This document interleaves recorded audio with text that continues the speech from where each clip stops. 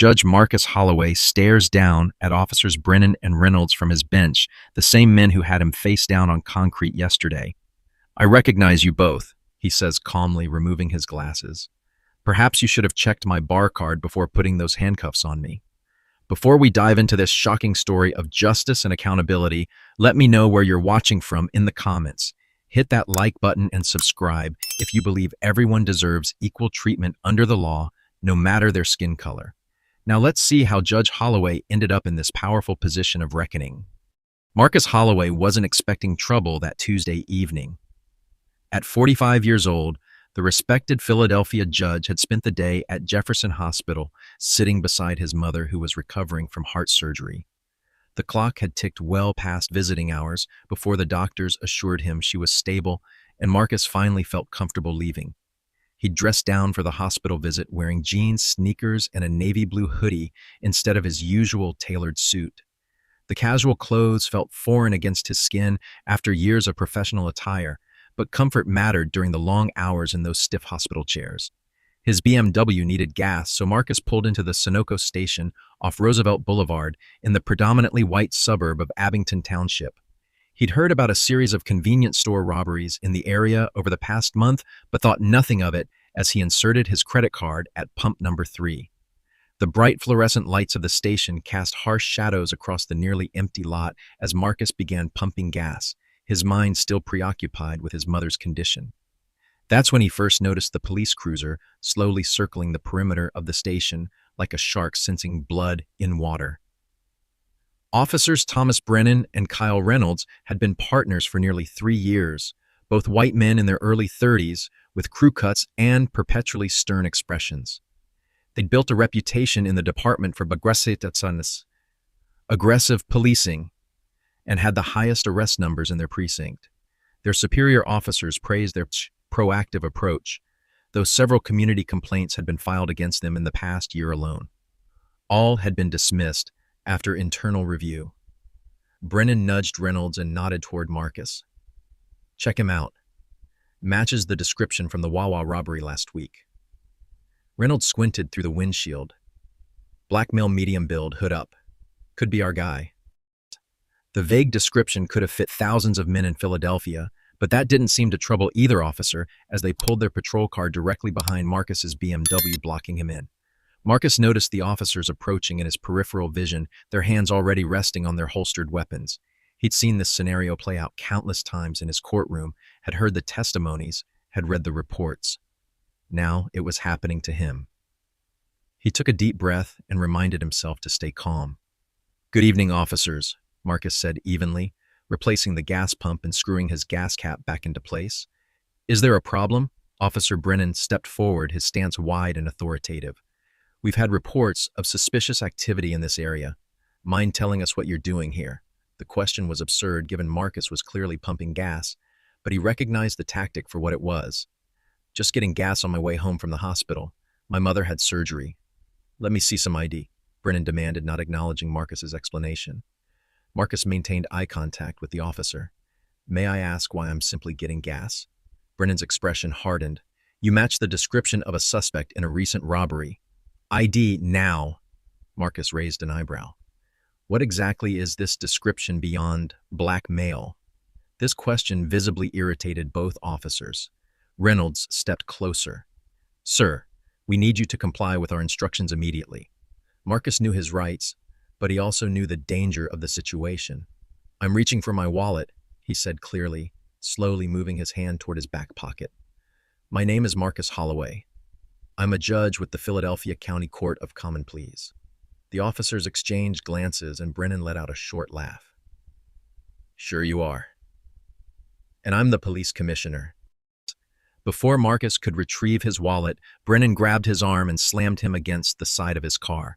The sudden violence shocked Marcus, his cheek pressed hard against the cold metal of his BMW. "What are you doing? This is completely unnecessary."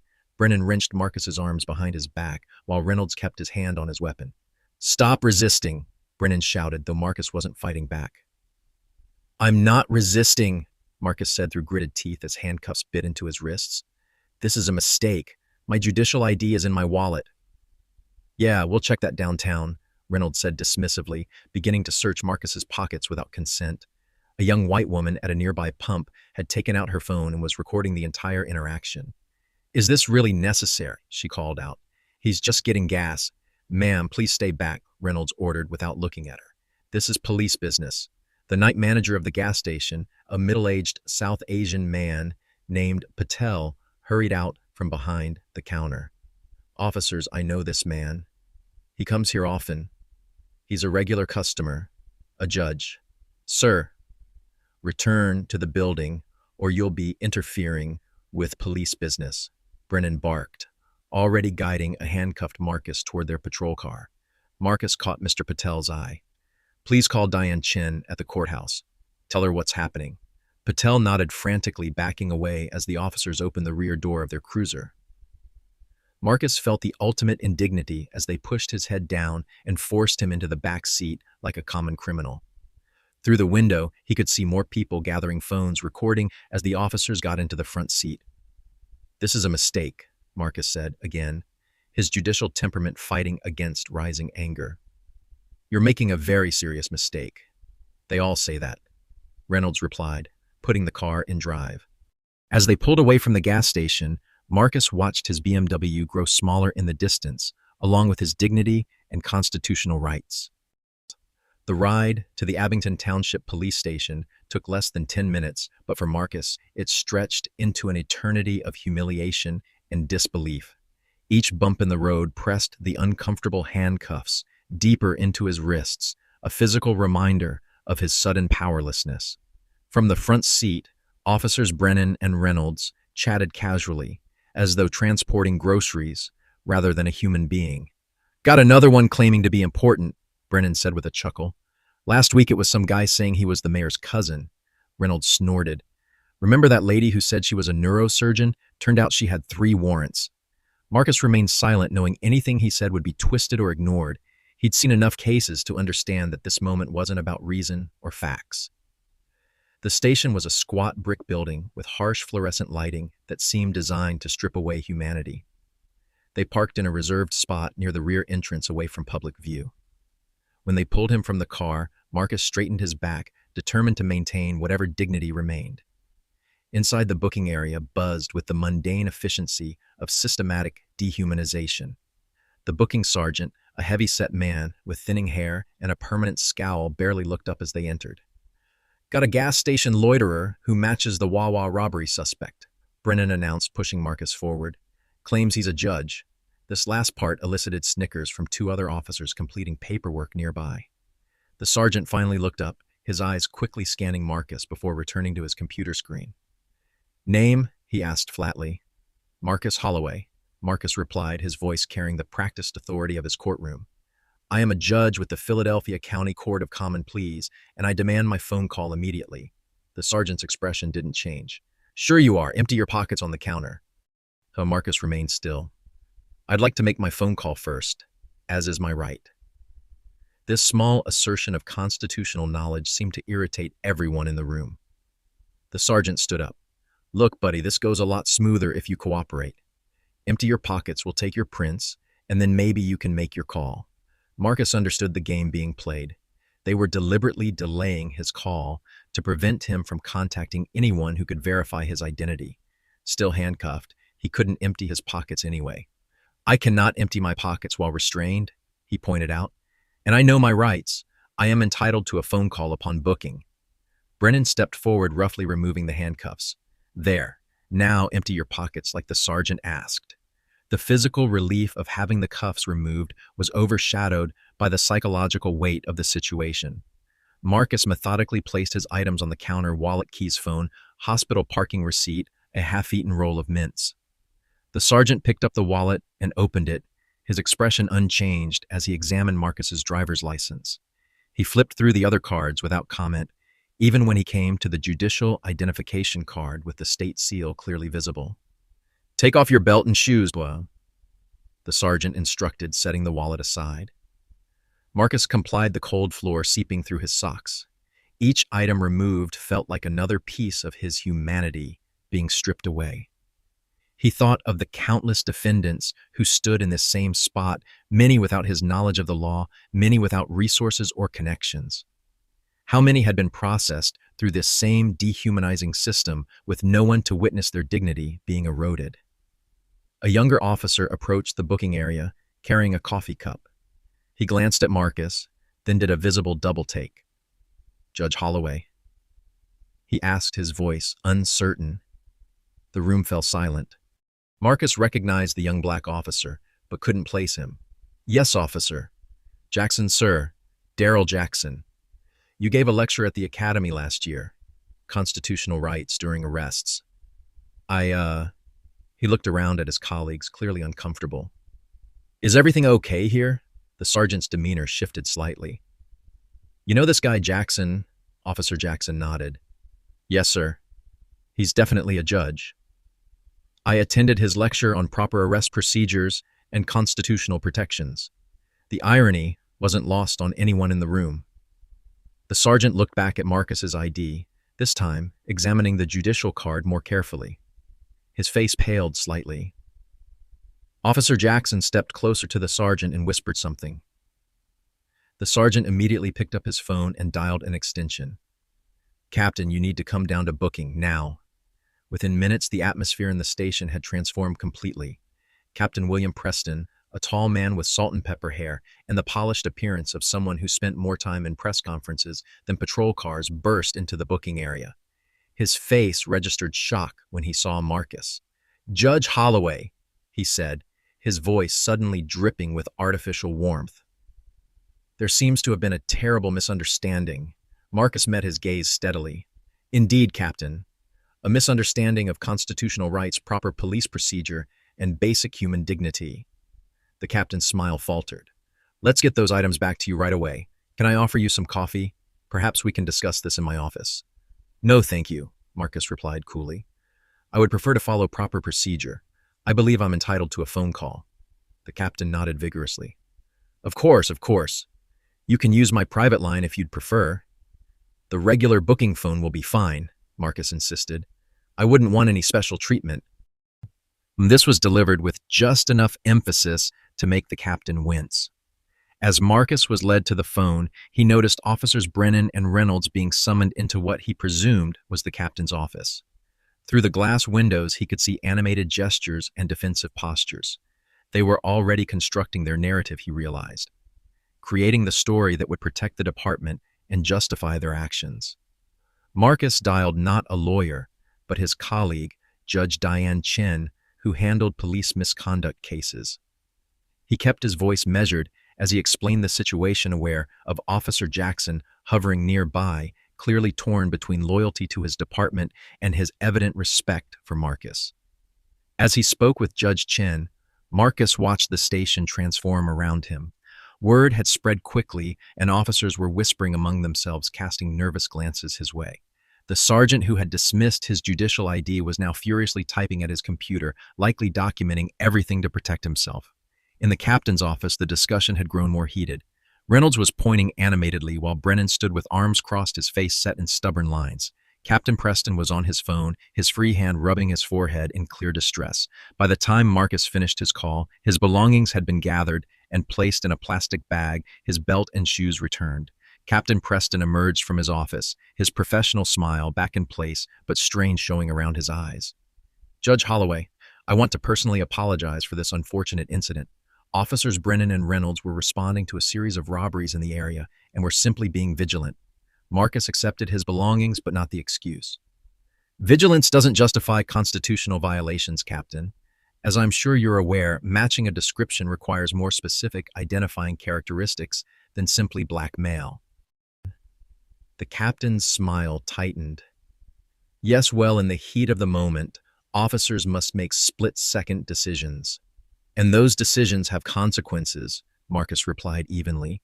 "I'll be declining to sign any statement or waiver. I expect a full report of this incident to be filed unaltered." Before the captain could respond, Officer Jackson approached tentatively.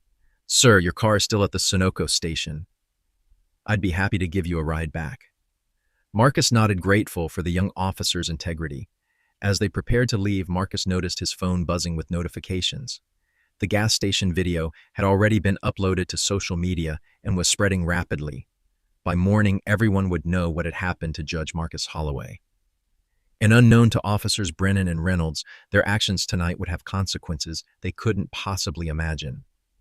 As Marcus walked out of the station with his dignity intact, but his faith in the system shaken, he already knew what tomorrow would bring. Sometimes justice arrived in unexpected ways. Marcus stood in the driveway of his Chestnut Hill colonial home, watching Officer Jackson's patrol car disappear around the corner. The irony wasn't lost on him being escorted home by the same police department that had just violated his rights. The neighborhood was quiet, most houses dark except for porch lights.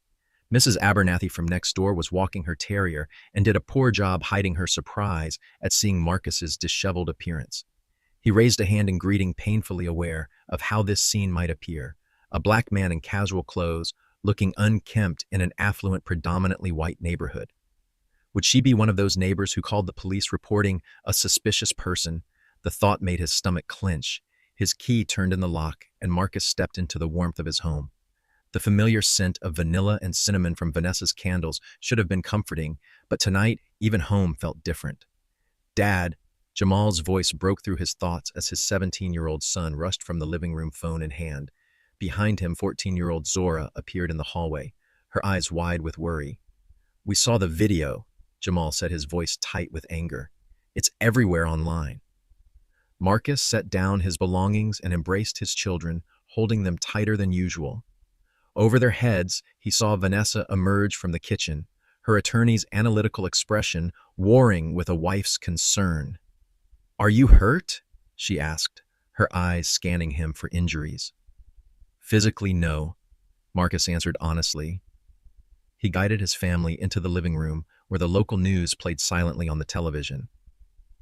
Sure enough, grainy cell phone footage of his arrest was playing with the caption, "Philadelphia judge arrested at gas station." They settled on the sectional sofa, the children pressed close to him, as though their proximity could protect him retroactively. "I can file for emergency injunctive relief first thing in the morning," Vanessa said, her lawyer mind already mapping out strategies. "We can have a civil rights suit prepared by noon." "I'll call Michael at the ACLU." Marcus shook his head slowly. "Not yet." Vanessa's eyebrows rose. "Marcus, they assaulted a sitting judge. This is the clearest case of racial profiling I've seen in years. We need to strike while public outrage is high." "I have something different in mind," Marcus replied. He turned to his children, seeing the fear and anger in their eyes. This was the reality of being black in America that he'd tried to protect them from even while preparing them for it. "Do you remember the talk we had when you started driving?" he asked Jamal. His son nodded solemnly. "Keep your hands visible. Don't make sudden movements. Say yes, sir, no, sir. Ask permission before reaching for anything," Jamal recited mechanically. "Always get their badge numbers," Zora added quietly. Marcus felt his chest tighten. What kind of country forced parents to give such instructions to their children? "I followed all those rules tonight," he told them. "I was respectful. I identified myself. I moved slowly. And it didn't matter." Zora leaned her head against his shoulder. "Because they didn't see you as a judge. They just saw a black man," Marcus finished for her. And in their minds, that was enough to justify suspicion. His phone buzzed again, this time with a call from Chief Justice Harriman of their judicial district. Marcus excused himself to take it in his home office. "Marcus, I just saw the news. This is outrageous," the Chief Justice began without preamble. "I've already called the police commissioner and the mayor. They assure me there will be a full investigation." "Thank you, Richard," Marcus replied, sinking into his leather chair. "I appreciate your support." "Of course. Take some time off. I'll reassign your cases for the week." "Actually," Marcus said, "I'd prefer to keep my schedule, particularly tomorrow's docket." There was a pause on the line. "Are you certain no one would question you taking a few days?" "I'm certain. More than ever, I need to be on that bench tomorrow." After finishing the call, Marcus opened his laptop. The video had indeed gone viral, with hundreds of thousands of views already. Comments ranged from outrage to the usual racist justifications. Cable news channels had picked up the story, with legal analysts debating the implications of a judge being profiled and arrested. His email inbox was flooded with interview requests and messages of support from colleagues. The phone rang again, his mother calling from her hospital room. She'd seen the news on her television. "Marcus, baby, are you all right?" Her voice was weak but determined. "I'm fine, Mom. Don't worry about me. You focus on getting better." "Don't you tell me not to worry," she scolded with a hint of her usual spirit. "I was marching for civil rights before you were born. Some things never change, do they?"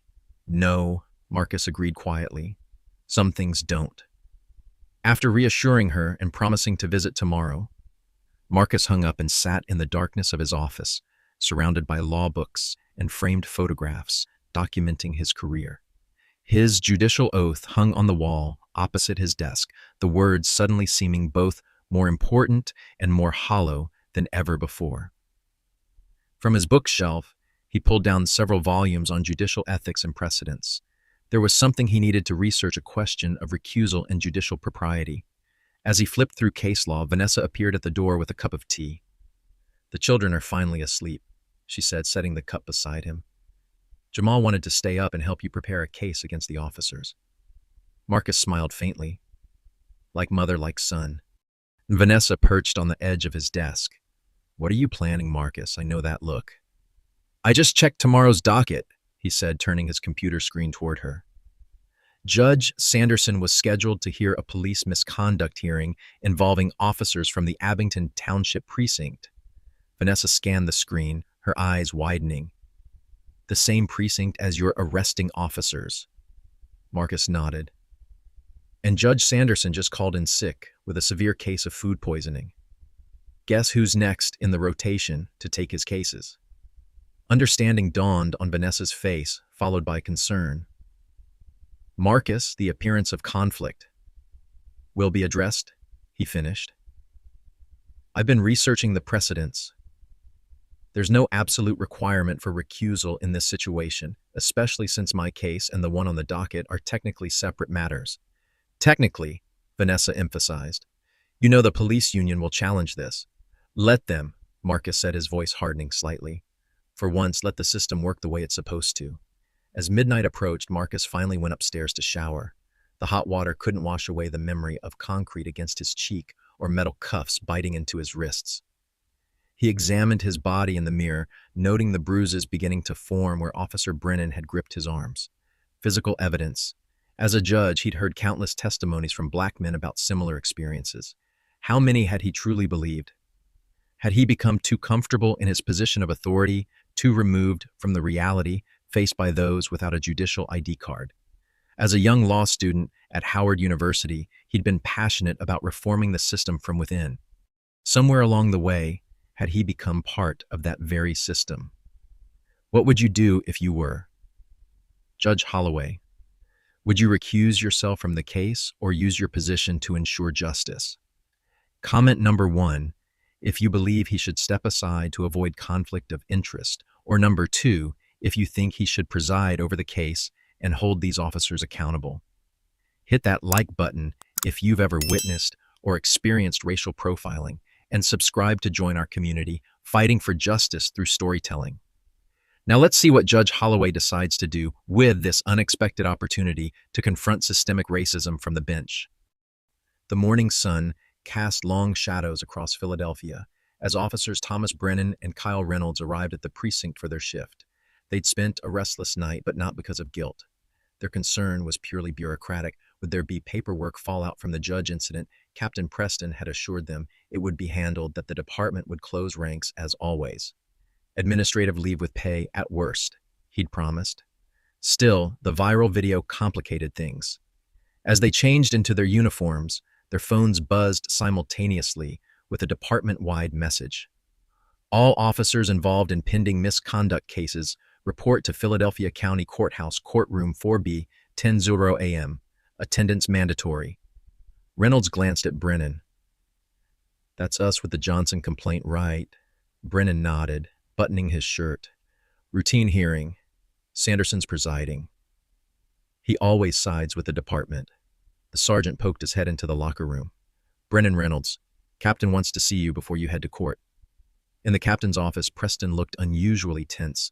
Just a formality today, he assured them, straightening papers that didn't need straightening. The Johnson complaint is baseless. Man was clearly resisting, and you followed protocol.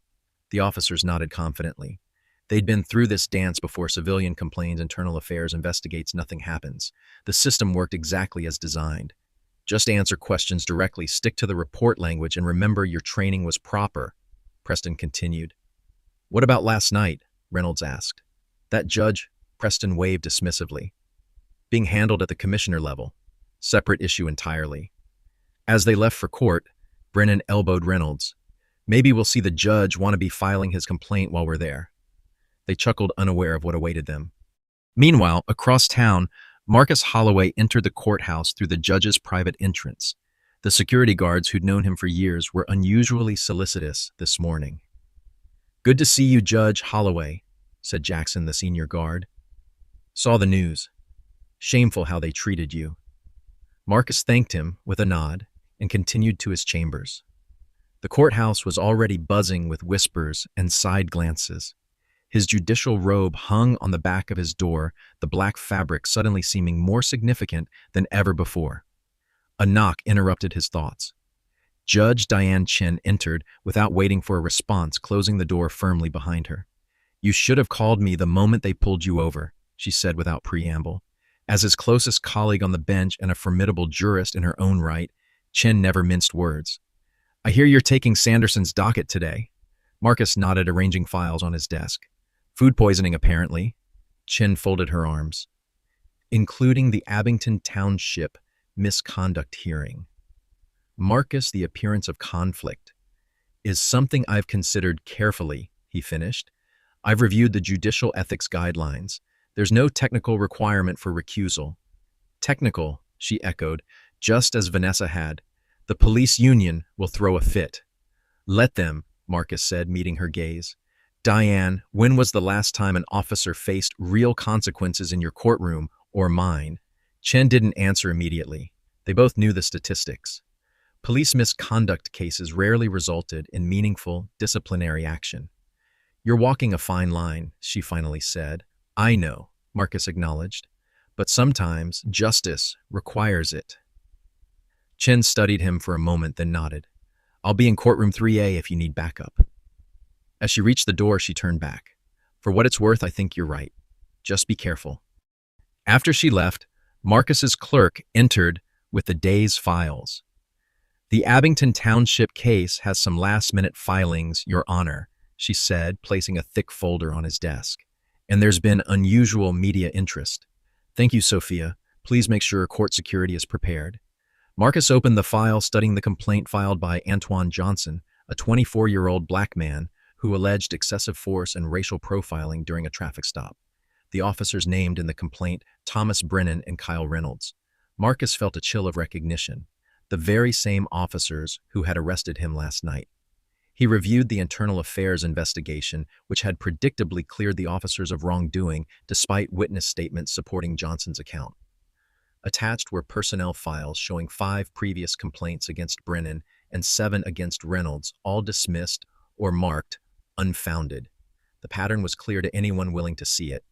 A knock at the door announced Sandra Whitman, the district attorney assigned to prosecute police misconduct cases. She entered cautiously, her expression suggesting she'd rather be anywhere else. Judge Holloway, about today's hearing. Good morning, Ms. Whitman, Marcus replied professionally. I assume you're here to discuss whether I should recuse myself. She nodded, clearly uncomfortable. Given last night's incident, the department has concerns about impartiality. I've reviewed the ethics guidelines thoroughly, Marcus said. There's no absolute requirement for recusal. The matter before the court today involves different facts and different parties than my personal situation. But the same officers, Whitman pointed out, and the same precinct. Indeed, Marcus acknowledged, which gives me relevant insight into departmental practices. He stood, signaling the conversation was ending. I'll hear any formal motion for recusal in open court, Ms. Whitman. Now, if you'll excuse me, I need to prepare. As she left, Marcus noticed the clock, nearly 10. He put on his judicial robe, feeling its weight differently today. This garment that had always represented authority and respect now felt like armor for the battle ahead. He gathered the case files and moved toward the courtroom, each step deliberate and measured. The hallway fell silent as he passed court personnel and attorneys watching with undisguised curiosity. Outside courtroom 4B, a crowd had gathered. Reporters with press badges, community activists with buttons and signs, uniformed officers standing in solidarity. Marcus nodded to the bailiff, who opened the heavy wooden doors. The courtroom was packed beyond capacity. Antoine Johnson sat with his public defender at one table. At the other, officers Brennan and Reynolds conferred with their union attorney, their backs to the entrance. The bailiff's voice rang out, "All rise. The Court of Common Pleas for Philadelphia County is now in session. The Honorable Judge Marcus Holloway presiding." As Marcus ascended to the bench, he watched recognition dawn on the officers' faces. Brennan froze mid-sentence, his mouth hanging open slightly.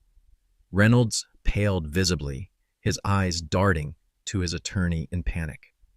The union lawyer looked confused by his client's reactions until he connected the judge's name with the viral video. Marcus took his seat, arranging his files with practiced calm despite the electricity in the air. "Be seated," he instructed the courtroom. As the crowd settled, the tension remained palpable. Marcus looked directly at officers Brennan and Reynolds, the same men who had pressed his face against a car just 14 hours earlier. "Good morning," he said, his voice steady and authoritative. "We are here in the matter of Johnson versus Abington Township Police Department, a complaint of misconduct and excessive force." He paused, allowing the extraordinary circumstance to settle over the courtroom. "Before we proceed, I should acknowledge that I recognize officers Brennan and Reynolds from a personal encounter last night, which some of you may have seen reported in the media." The courtroom erupted in whispers. The union attorney shot to his feet. "Your Honor, in light of this admission, we respectfully request your immediate recusal from this case." Marcus had anticipated this. "Your objection is noted, Counselor. I'll hear formal arguments on that motion momentarily." He turned to Antoine Johnson, a young man whose expression reflected disbelief at this unexpected turn of events. "Mr. Johnson, are you prepared to proceed today?" Johnson nodded, still processing what was happening. "Yes, Your Honor." Marcus addressed the entire courtroom. "Let me be clear. Justice must not only be done, but must be seen to be done. The question before us is whether I can preside impartially over this matter. I believe I can, but I will hear arguments to the contrary." He nodded to the union attorney. "You may present your motion for recusal." As the attorney approached the podium, Marcus could see officers Brennan and Reynolds whispering urgently to each other. They looked nothing like the confident, aggressive men from the gas station now. In their eyes, Marcus recognized something he'd seen countless times from his bench, the sudden, shocking realization that actions have consequences. And sometimes justice arrives in forms we least expect. The police union attorney, Maxwell Gordon, approached the podium with the confidence of a man accustomed to winning. His silver hair and tailored suit projected authority, but the unexpected situation had clearly rattled him. "Your Honor," he began, his voice carrying through the now silent courtroom. "Given your personal interaction with my clients last night, there is clear potential for bias in these proceedings. Judicial Canon 3 requires recusal when a judge's impartiality might reasonably be questioned." Marcus listened attentively, his expression neutral. "The appearance of impropriety alone necessitates your recusal," Gordon continued. "Furthermore, your personal knowledge of disputed evidentiary facts concerning these officers creates an insurmountable conflict." When Gordon finished, Marcus turned to the public defender. "Ms. Rivera, your response to the motion." Gabriella Rivera stood, her worn briefcase and department store suit a stark contrast to Gordon's polished appearance. "Your Honor, we oppose the motion for recusal. The incident involving yourself and these officers is separate from our case. If anything, it provides valuable context about officer conduct." She paused, choosing her words carefully. "The judiciary doesn't require recusal merely because a judge has relevant knowledge. By that standard, no judge with experience in criminal law could ever preside over a criminal case." Marcus nodded. "Thank you, Counselor." He turned to the district attorney. "Ms. Whitman, as prosecutor, what is your position?" Sandra Whitman rose reluctantly. "The Commonwealth takes no position on recusal, Your Honor. We defer to the court's judgment on matters of judicial ethics." Marcus knew this non-answer reflected the DA's office's reluctance to challenge police in any meaningful way. He took a moment to consider, though his decision had been made hours earlier after careful research. "The motion for recusal is denied," he announced firmly. Gordon immediately protested. "Your Honor, this is unprecedented. You were personally involved in an altercation with these officers." Marcus raised his hand. "Mr. Gordon, let me be clear. Justice is meant to be blind, but that blindness refers to impartiality, not ignorance. My experience does not disqualify me. Rather, it provides relevant insight into policing practices that may bear directly on this case." He leaned forward slightly. "Throughout our judicial history, judges have not recused themselves merely because they have knowledge relevant to the proceedings.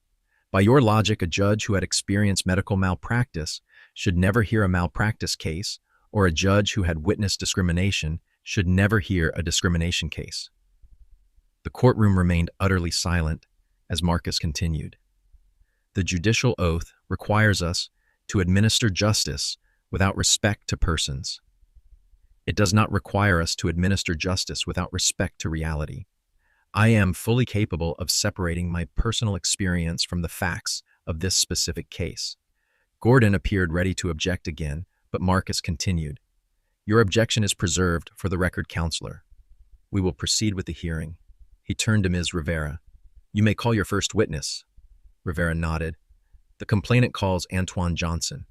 A young black man in a pressed shirt and tie approached the witness stand. After being sworn in, he sat nervously, eyes darting between the judge and the officers who had arrested him. "Mr. Johnson," Rivera began, "please tell the court about your encounter with Officers Brennan and Reynolds on March 14th of this year." Johnson cleared his throat. "I was driving home from my night shift at the hospital. I'm a nursing assistant. It was around 11:30 at night when I noticed a police car following me. I wasn't speeding or anything, but they followed me for about 5 blocks before turning on their lights." As Johnson described being pulled over for a supposedly broken taillight, which mechanics' records later confirmed was functioning properly, Marcus noted the similarities to countless other cases he'd heard. The vague reason for the stop, the immediate aggression, the escalation when the citizen questioned the officer's actions. "They asked where I was coming from, where I was going," Johnson continued. "When I asked why I'd been pulled over, Officer Brennan told me to stop being difficult. They ordered me out of the car, said they smelled marijuana." Johnson shook his head. "I don't use drugs. I told them they could search the car, but I wanted them to tell me why I was being stopped first." "What happened next?" Rivera prompted. "Officer Reynolds grabbed my arm and pulled me out of the car," Johnson said, his voice tightening. "They pushed me against the hood, handcuffed me. Officer Brennan kept saying I was resisting, but I wasn't fighting at all. They searched my car and found nothing, but they still took me in for resisting arrest and obstruction." After Johnson's testimony, Rivera called a witness who had recorded part of the incident.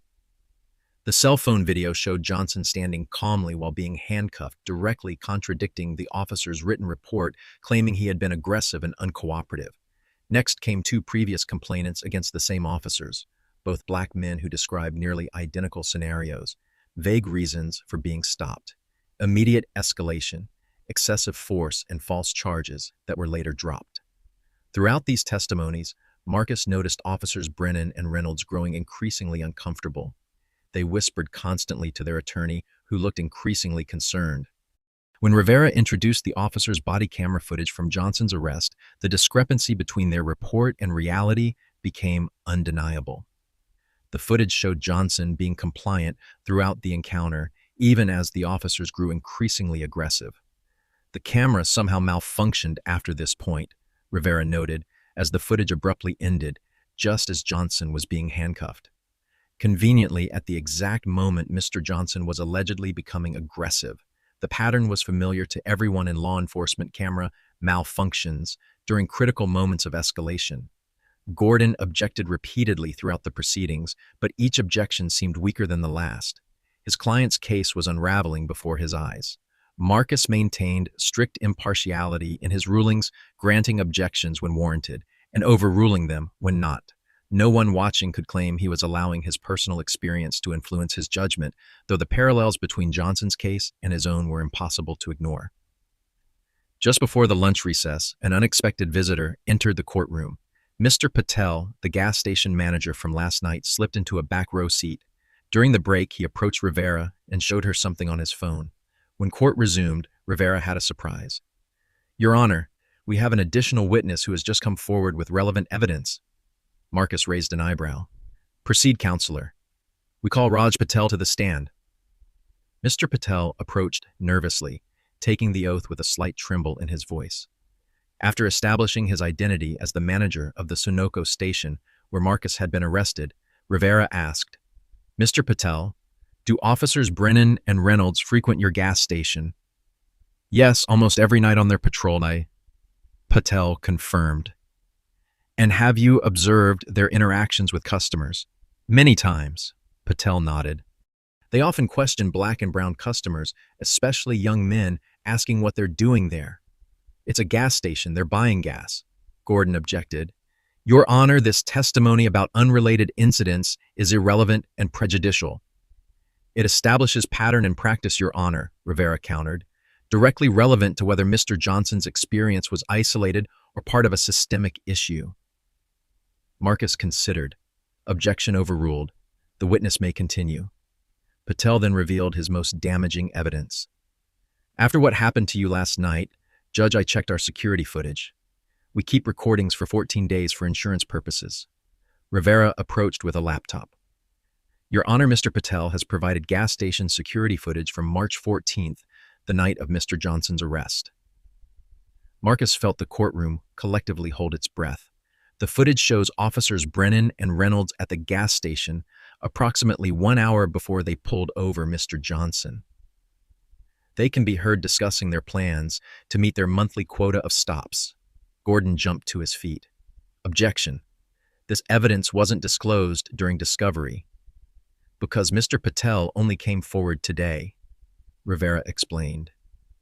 And the defense has had ample opportunity to request security footage from businesses along Mr. Johnson's route. Marcus weighed the objection carefully. The evidence is admitted conditionally. Mr. Gordon will have opportunity to review and challenge it.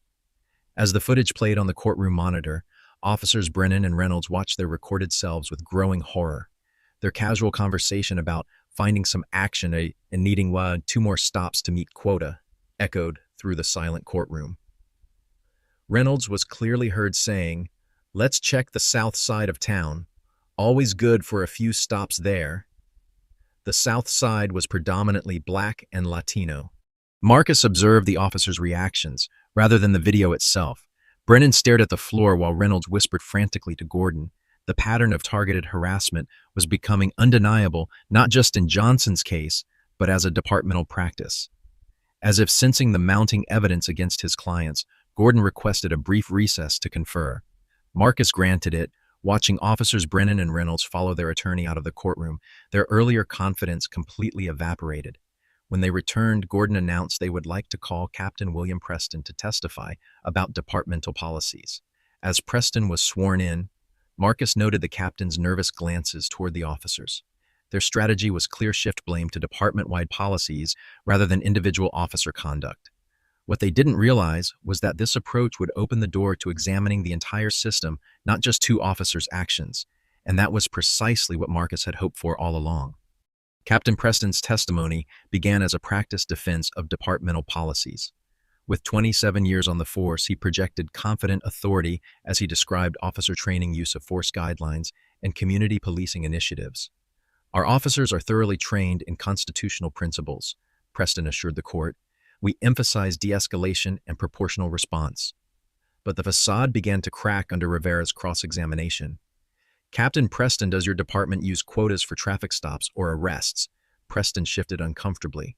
We have performance metrics, not quotas. Officers are expected to be proactive. And how are these metrics measured?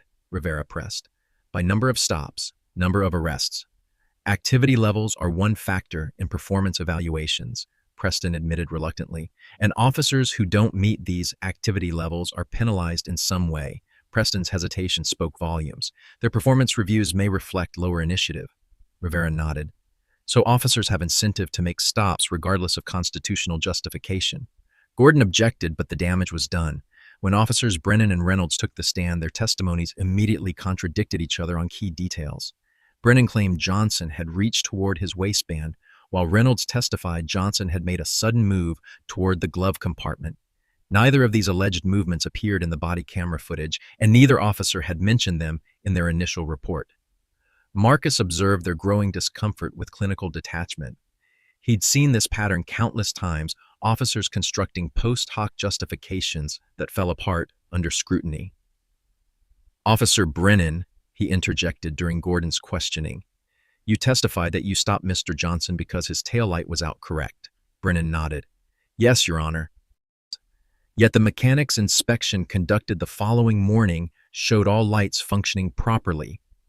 How do you explain this discrepancy? Brennan swallowed hard. "It must have been repaired before the inspection, Your Honor."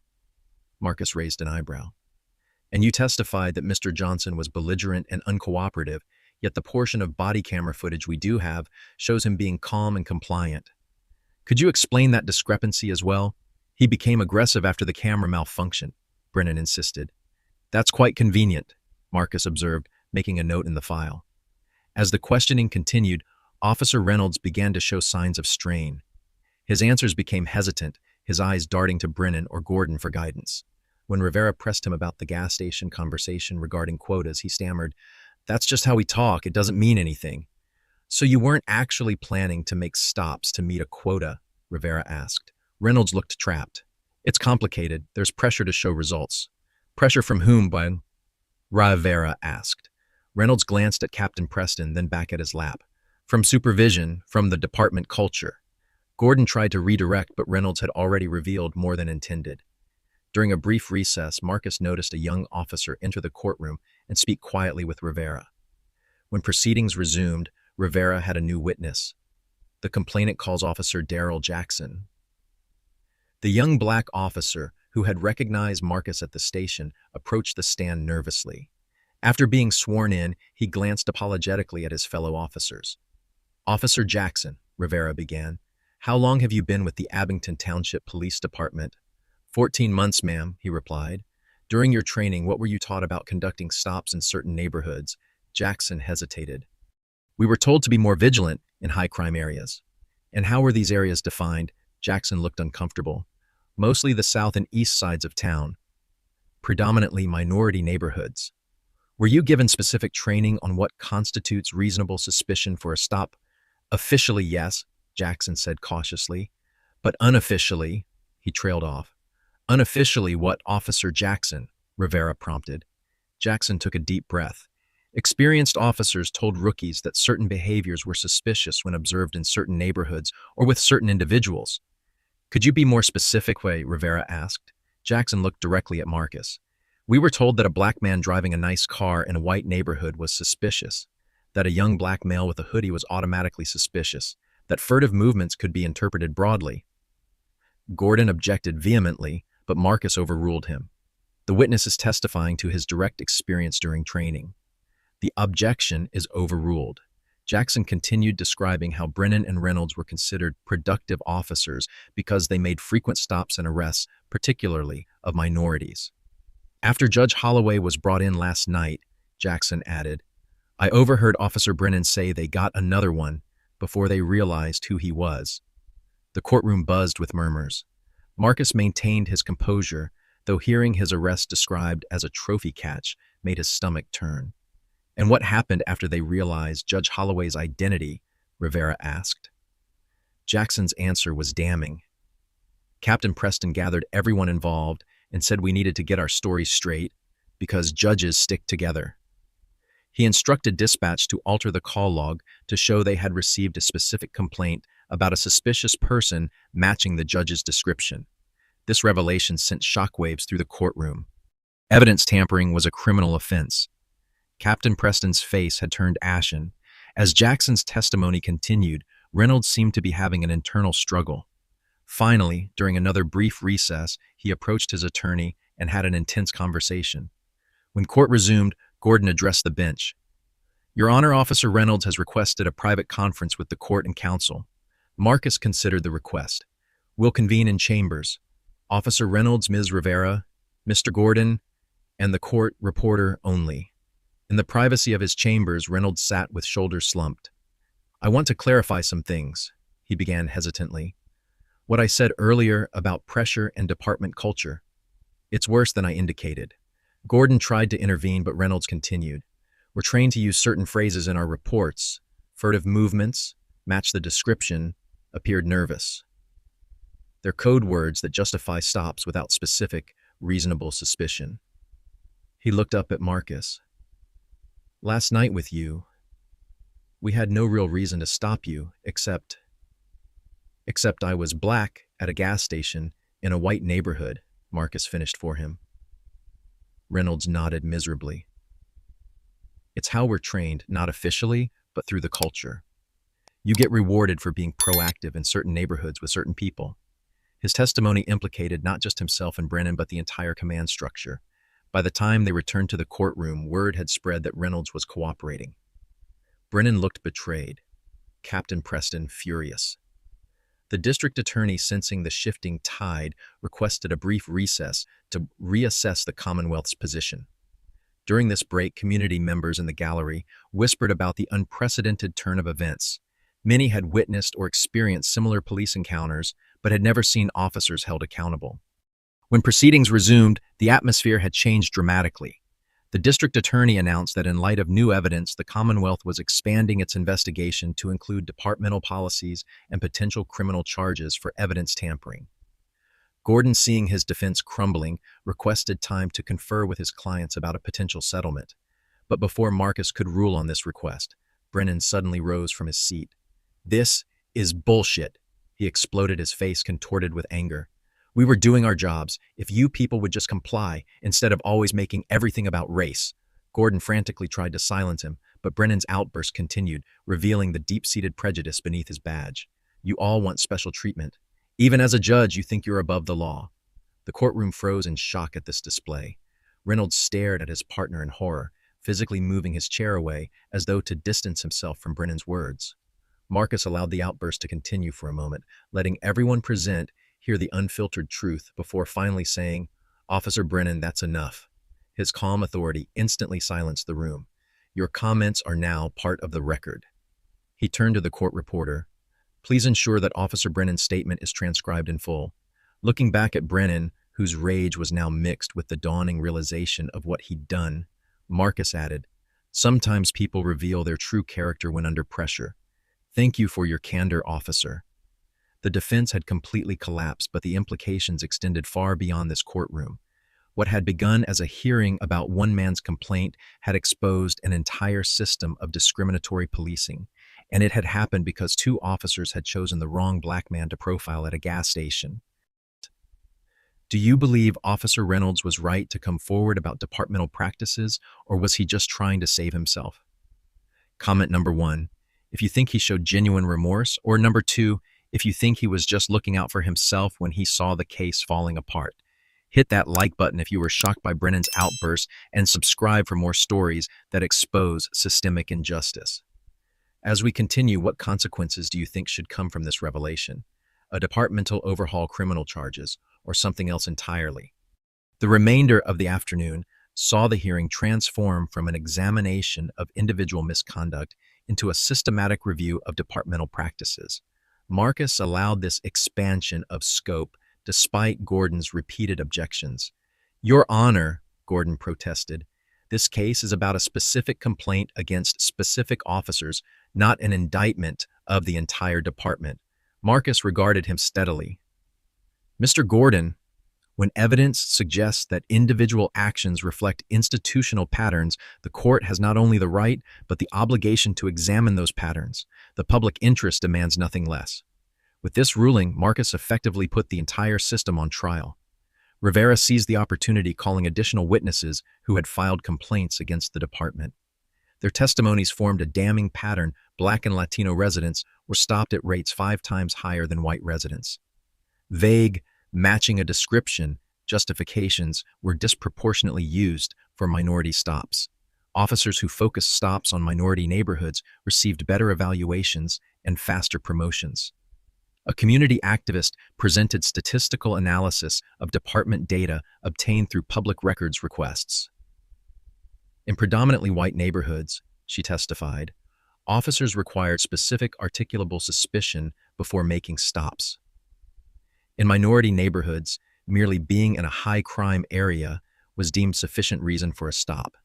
The data painted a clear picture of discriminatory enforcement that couldn't be explained away by crime rates or other factors. As the evidence-mounted media coverage intensified, national news crews had set up outside the courthouse, and the gallery was packed with community members, many of whom had experienced similar treatment by police. Their presence added emotional weight to the proceedings, a visual reminder that each statistic represented real people with lives and dignity. Marcus allowed testimony from policing experts who explained how vague standards like furtive movements or suspicious behavior enabled racial profiling while providing plausible deniability. These terms function as coded language, explained Dr. Eleanor Simmons, a criminal justice professor. They appear neutral on paper, but are applied disproportionately to people of color. By mid-afternoon, Police Commissioner Frank Hargrove had arrived, clearly concerned about the expanding scope of the hearing. During a brief recess, he requested a private meeting with Marcus, which Marcus denied. Any input from the commissioner should be part of the official record, he ruled. This forced Hargrove to take the unprecedented step of testifying in open court about departmental policies. Our department categorically rejects racial profiling, the commissioner insisted, though his discomfort was evident. Our policies explicitly prohibit using race as a factor in enforcement decisions. Rivera's cross-examination was methodical. Commissioner Hargrove, if your policies prohibit racial profiling, how do you explain the statistical disparities in enforcement? Hargrove shifted in his seat. There are many factors that influence enforcement patterns, such as Rivera pressed. Crime rates call volumes, officer deployment strategies. And yet, Rivera continued. When controlling for all those factors, the disparity in how black and white citizens are treated remains statistically significant. How do you explain that? The commissioner had no satisfactory answer. Outside the courthouse, the crowd had grown. Community members held signs reading "Justice for All" and "End Racial Profiling." The case had clearly struck a chord far beyond Antoine Johnson's individual complaint. As testimony continued, Marcus received a note that the mayor and several city council members were requesting a meeting to discuss the broader implications of the hearing. Again, Marcus insisted any such discussions must occur on the record. During another recess, Marcus noticed his family had arrived in the courtroom. Vanessa sat with Jamal and Zora in the back row, their presence both a comfort and a reminder of what was at stake. This wasn't just about one judge's experience or one complainant's rights. It was about the kind of community his children would inherit. When court resumed, Officer Jackson returned to the stand with additional information. After my earlier testimony, he explained, several other officers approached me privately. They want to come forward about departmental practices, but fear retaliation. This presented Marcus with an ethical dilemma. These officers weren't parties to the current case, but their testimony could be crucial to understanding the systemic issues. After considering arguments from both sides, Marcus made a controversial decision. The court will hear testimony from these officers under seal, with their identities protected until appropriate whistleblower protections can be established. Gordon objected strenuously, but Marcus overruled him. The search for truth must prevail. The sealed testimony from 5 additional officers corroborated everything Reynolds and Jackson had described: unofficial quotas, reward systems for aggressive policing in minority neighborhoods, coded language in reports, and pressure to support the thin blue line by backing fellow officers regardless of circumstances. One officer's testimony was particularly damning. We were told to use certain phrases that the courts have accepted as justification for stops, the officer explained. If you write furtive movements or match the description in your report, the stop almost always gets upheld even without specific details. As afternoon stretched into evening, the revelations continued.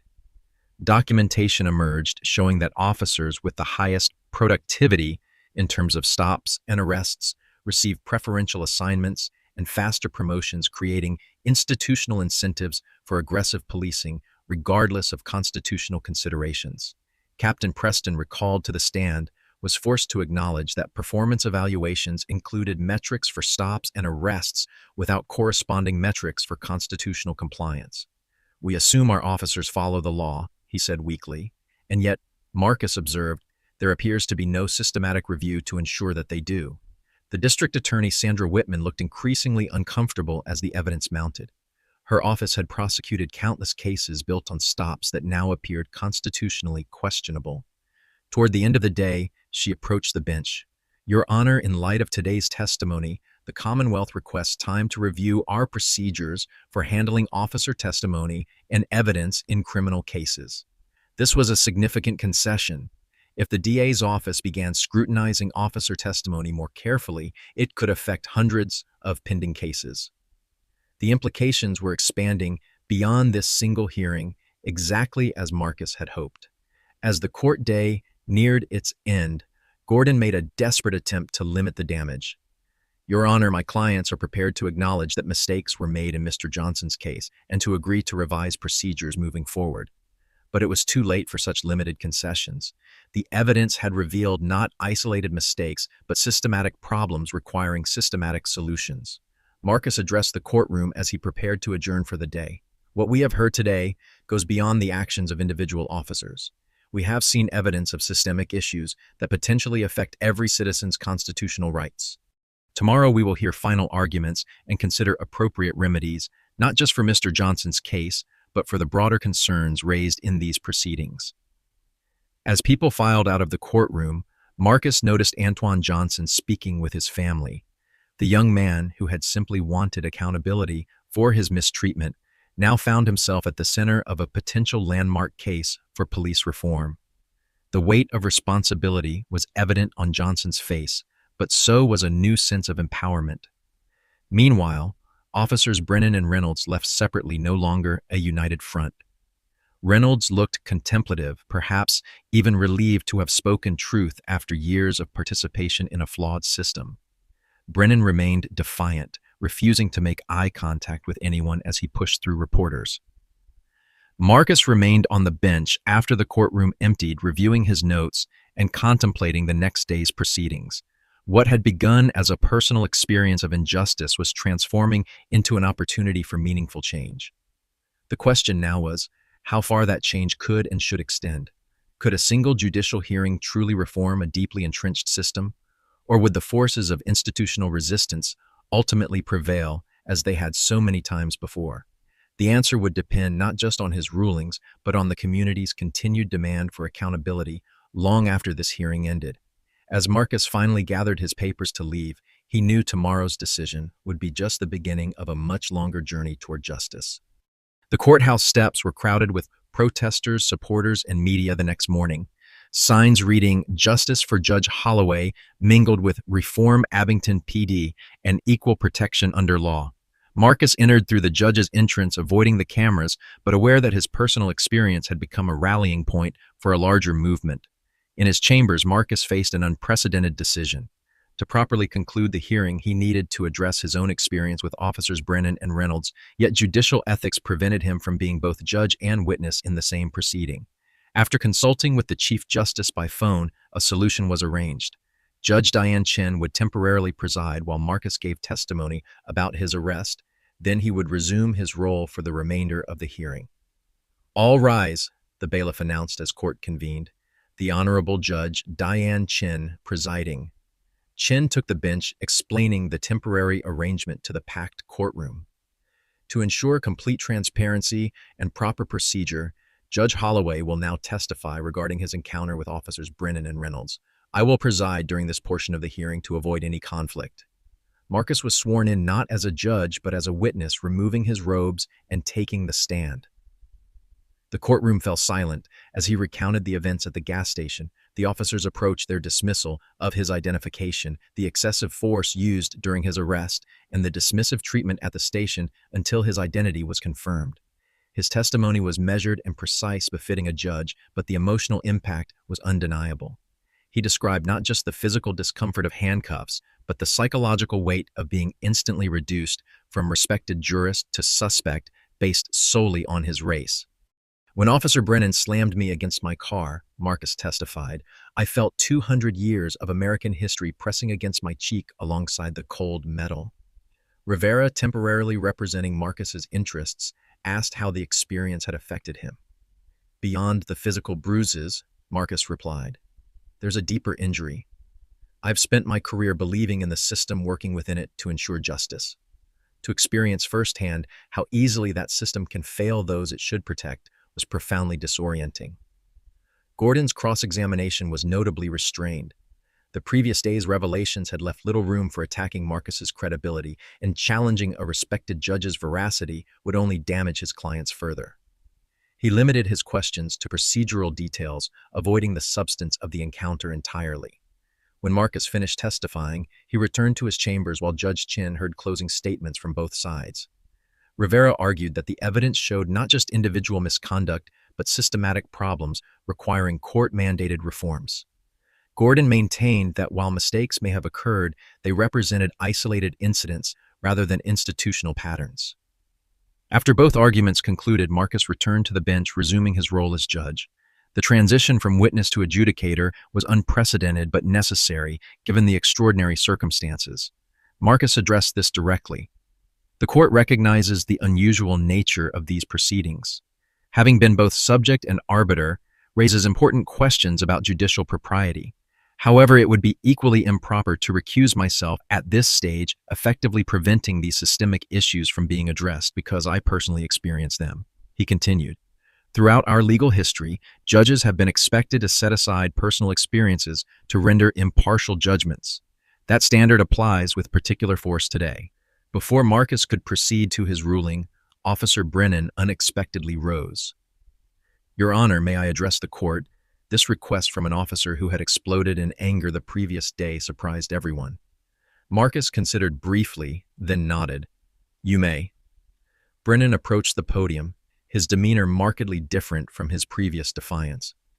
I've been an officer for 11 years, he began hesitantly. I joined the force because my father was a cop and his father before him. I believed I was doing what they taught me to do. He paused, struggling with words that clearly didn't come easily. Yesterday, hearing all the testimony about patterns and statistics, I never thought about it that way. I just saw each stop as an individual decision, a gut feeling about something being off.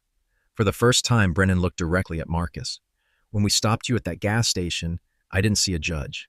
I saw a threat because that's how I was trained to see. The courtroom remained completely silent as Brennan continued. I'm not saying I don't bear responsibility. I do. But it's bigger than me or Reynolds. It's how we're taught to see the world, how we're rewarded for certain kinds of policing. This wasn't a complete transformation or a full acknowledgement of bias, but it represented something perhaps more important, the beginning of recognition, the first crack in a wall of denial. Marcus nodded, acknowledging Brennan's statement without commenting on it. Now he faced the most challenging decision of his judicial career, how to balance accountability for past wrongs with the potential for meaningful change moving forward. After a brief recess to finalize his decision, Marcus returned to deliver his ruling. This court finds that Officers Brennan and Reynolds violated Mr. Johnson's constitutional rights through racial profiling and excessive force. Furthermore, the evidence presented demonstrates that these violations reflect departmental patterns and practices rather than isolated incidents. The gallery remained utterly silent as Marcus continued. The appropriate remedy must address both individual accountability and systemic reform.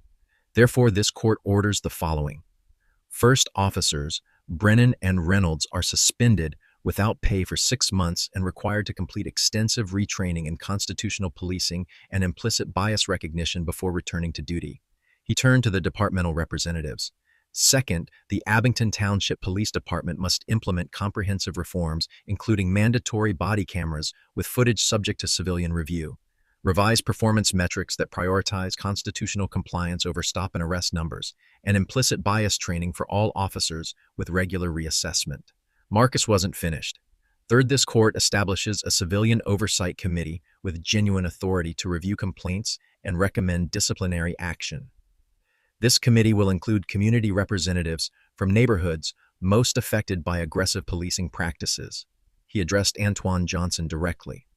Mr. Johnson will receive compensation for his unlawful detention and the violation of his rights with the amount to be determined in subsequent proceedings. Finally, Marcus turned to the broader implications. The evidence presented in this hearing suggests potential violations in numerous other cases. Therefore, the court orders a review of all arrests made by this department in the past 3 years, where the initial stop was based on vague criteria such as matched a description or furtive movements. The reactions around the courtroom varied dramatically. Community members exchanged looks of cautious hope. Department representatives appeared concerned about the extensive requirements.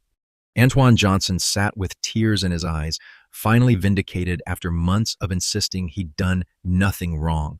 Officers Reynolds and Brennan had very different expressions. Reynolds seemed almost relieved, while Brennan looked overwhelmed by the consequences of a system he'd never questioned until now. Marcus concluded with words meant not just for the courtroom, but for the community beyond. Justice cannot exist without accountability, but true reform requires more than punishment. It requires transformation of policies, of practices, and ultimately of perspectives. That transformation begins today, but its success depends on the continued commitment of everyone in this room long after this hearing ends. With a final strike of his gavel, Marcus adjourned the court. The hearing was over, but its impact was just beginning to ripple outward from a single gas station encounter to a potential reimagining of policing in their community. As Marcus gathered his papers, he caught Antoine Johnson's eye across the courtroom. Between them passed a moment of silent understanding. Two black men who had experienced the same injustice, but who now shared something else, the rare opportunity to transform personal humiliation into meaningful change. 6 months later, Marcus Holloway stood at the podium in the Abington Township Community Center, addressing the inaugural meeting of the Police Accountability Commission he now chaired. The large room was filled beyond capacity, uniformed officers sitting alongside community activists, local officials next to neighborhood residents. When I was appointed to lead this commission, Marcus began, many questioned whether real change was possible. After all, we've seen task forces and blue ribbon panels come and go, producing impressive reports that gather dust on shelves. He gestured to the diverse crowd before him. But what makes this different is sitting right here in this room, the unprecedented collaboration between those who enforce the law and those the law must protect. The changes in the past 6 months had exceeded even Marcus's expectations. Every officer now wore body cameras that could not be manually deactivated during encounters with the public. Footage was automatically uploaded to servers monitored by civilian reviewers. Stop data was tracked and analyzed monthly for racial disparities with results publicly posted. Most significantly, the department's evaluation system had been completely overhauled. Officers were no longer rewarded for high numbers of stops and arrests, but for positive community engagement, constitutional compliance, and de-escalation success. Our preliminary data shows a 40% reduction in discretionary stops, Marcus reported, while crime rates have remained stable or declined in most categories. This suggests what many of us have long argued: aggressive stop practices don't make communities safer, they just damage police-community relations. Seated in the front row was Officer Daryl Jackson, recently promoted to lead the department's new Community Relations Division. His testimony had been instrumental in exposing departmental practices, and rather than being ostracized, he'd become a respected voice for reform within the force. Behind him sat Officer Kyle Reynolds, back on duty after completing his suspension and training. Reynolds had transformed his career, becoming an advocate for change within the department and mentoring younger officers on constitutional policing. He still faced skepticism from some community members, but his willingness to acknowledge past wrongs and work toward improvement had earned him growing respect. Officer Thomas Brennan's journey had been more complicated. His initial acknowledgement in court had been followed by resistance during retraining. He'd nearly resigned multiple times, struggling to adapt to new expectations. But gradually, with support from unexpected allies, including Antoine Johnson himself, Brennan had begun the difficult work of confronting his biases. Today, he sat quietly in the back of the room, not yet comfortable in the spotlight, but present nonetheless, a symbol of the challenging but essential personal transformation required for true change. Marcus acknowledged these individual journeys before turning to the institutional progress. We've implemented every reform ordered by the court, but we've gone further. Our new training programs address not just what officers should do, but why these changes matter. We've incorporated community voices at every level of policy development, and perhaps most importantly, we've created a culture where officers feel empowered to speak up when they witness problematic behavior. He introduced a panel of speakers that included Antoine Johnson, whose case had catalyzed these changes. Johnson had used his settlement to return to school, pursuing a degree in criminal justice with plans to work on policy reform. "When I was pulled over that night," Johnson told the audience, "I never imagined I'd be standing here today, helping shape the future of policing in this community. My goal was simple. I wanted someone to acknowledge that what happened to me was wrong." He glanced at Marcus. "What Judge Holloway showed us is that acknowledgement is just the beginning. Real justice requires action." The transformation extended beyond policies and procedures. The gas station where Marcus had been arrested had become an unexpected community hub. Mr. Patel had installed a small plaque commemorating the incident and offered free coffee to participants in community police dialogue sessions that were now held monthly in the small seating area beside the convenience store. Marcus's son Jamal had been profoundly affected by his father's experience and the subsequent reforms. Initially angry and disillusioned, he had channeled those emotions into engagement, joining a youth advisory council that provided input on police training. Now he was considering following his father into law, or perhaps even law enforcement itself, seeing both as paths to continue the work of reform. The most significant change, Marcus told the gathered crowd, isn't visible in statistics or policies. It's in the countless small interactions that occur daily between officers and citizens. It's in the traffic stop where constitutional rights are respected. It's in the young black man who no longer feels his heart race when a patrol car pulls alongside him. To illustrate this point, Marcus shared a story from the previous week. He had stopped for gas at the same Sunoco station and witnessed a young officer approaching a black teenager whose car had broken down. "I watched as the officer introduced himself by name, explained why he was approaching, and asked if the young man needed assistance rather than demanding identification. It was a simple interaction, unremarkable in what should be a normal world. But in that ordinary moment, I saw extraordinary progress." Marcus acknowledged that the work remained unfinished. There was still resistance from officers who preferred the old ways. Some community members remained skeptical, their trust eroded by decades of negative experiences. The reforms in Abington Township were just beginning to spread to neighboring jurisdictions. Change was neither perfect nor complete. "Transformation isn't an event, it's a process," Marcus concluded. "What happened at that gas station 6 months ago revealed deep problems in our system, but it also revealed something essential about our community's character, our capacity to confront uncomfortable truths and commit to building something better." He looked across the diverse faces before him. The question was never whether we could create perfect policies. The question was whether we had the courage to examine our flaws honestly and the commitment to address them persistently. Today, I believe the answer is yes. As the meeting transitioned to open discussion, Marcus stepped back from the podium. Through the large windows of the community center, he could see the street where patrol cars now moved through neighborhoods, not as occupying forces, but as partners in public safety. There was a different feeling in the air, not naive optimism, but something more sustainable, determined hope. Later that evening, Marcus pulled into that same Sunoco station to fill his tank. As he stood beside his car, he noticed a young black man at the next pump watching a police officer inside the convenience store. There was still wariness in the young man's posture, the learned vigilance that remained necessary.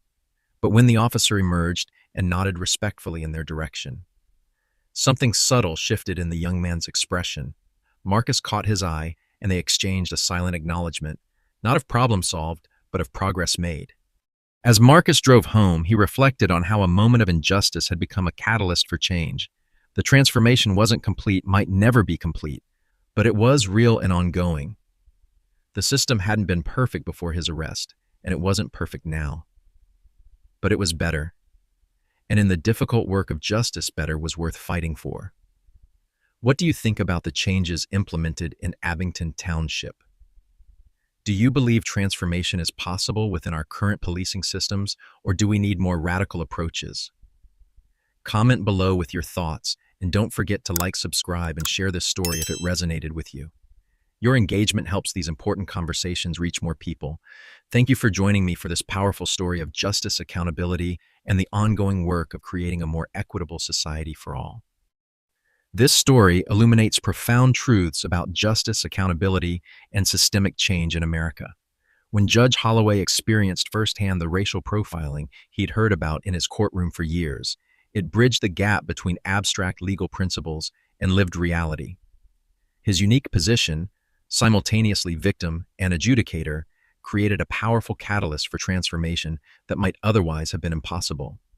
The narrative reveals how racial bias operates not just through individual prejudice, but through institutional practices, policies, and incentives that shape behavior. The officers weren't simply bad apples, but products of a system that rewarded certain types of policing while overlooking constitutional violations. We see that meaningful reform requires both accountability for past wrongs and pathways to redemption.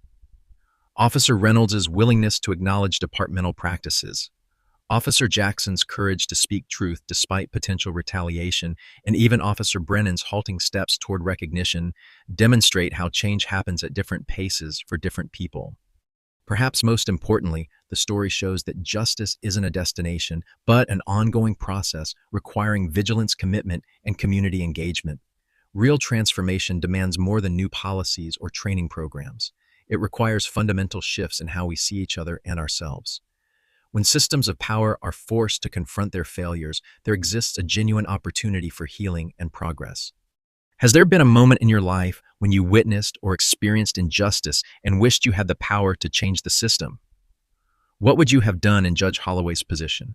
Recused yourself or used your unique perspective to push for accountability? Drop your thoughts in the comments below. I read every single one. If this story resonated with you, please hit that like button to help others find it too. The algorithms notice when you engage, and your simple click helps these important conversations reach more people who need to hear them. Subscribe to our channel for more powerful stories that explore social justice, racial equality, and the ongoing work of building a more just society.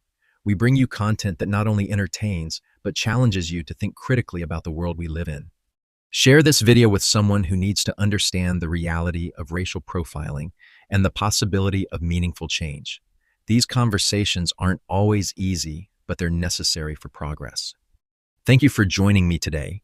Remember that each of us has a role to play in creating a society where justice isn't just an ideal, but a lived reality for everyone, regardless of race, background, or circumstance. Until next time, keep speaking truth to power.